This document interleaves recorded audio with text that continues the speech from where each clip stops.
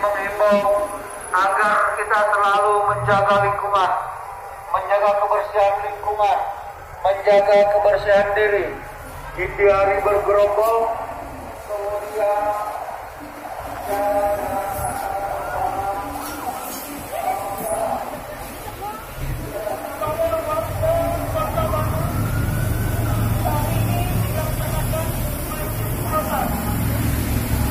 mohon kerjasamanya kepada warga bersama-sama dengan Polri, TNI, dan pemerintah melaksanakan giat penyemprotan.